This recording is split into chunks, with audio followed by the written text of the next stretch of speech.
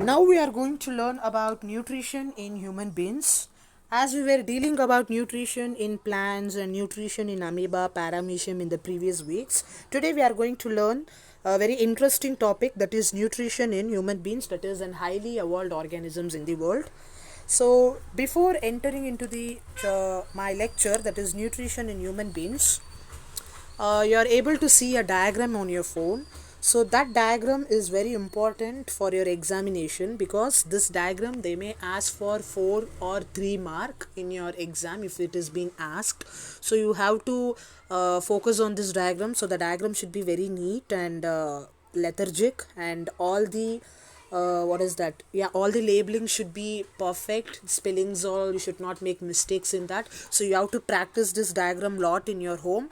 So yeah, with that information, let us enter. So this diagram is nothing but human alimentary canal. Okay, what is this alimentary canal now?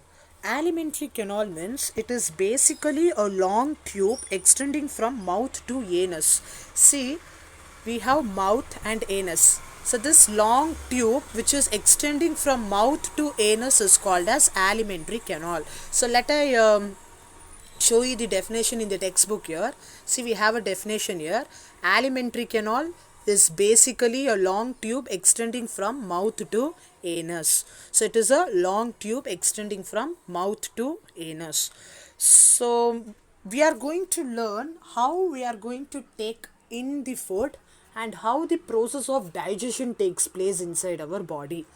Before that, you have to know what is the meaning of digestion first. What does this digestion means? Digestion means it is the process of converting complex food molecule into simpler form. Yes, digestion means the food whatever we eat is a complex one, isn't it? So that must be crushed, or that must be converted into a simpler one. So the process of converting a complex food into simpler form is called as digestion, and this conversion takes place by this alimentary canal. Since alimentary canal is made up by various pathways like mouth, esophagus, stomach, small intestine, large intestine, anus, all this pathways which is involved in the alimentary canal will help in the process of digestion. In other words, I can say this helps in the process of converting complex food into simpler form. Remember, the main aim of the digestion is that whatever food we eat should be converted into a simpler form.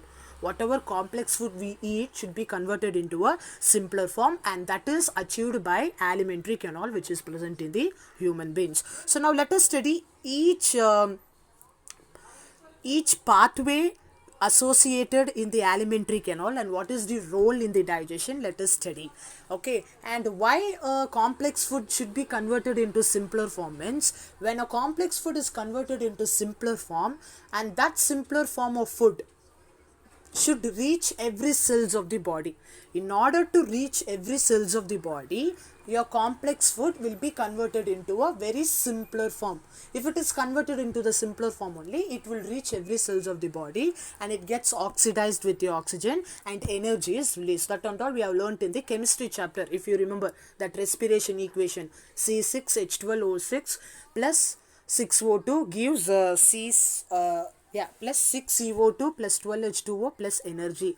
Okay, so when that glucose gets oxidized with oxygen, we are going to get some products, byproducts like carbon dioxide, water.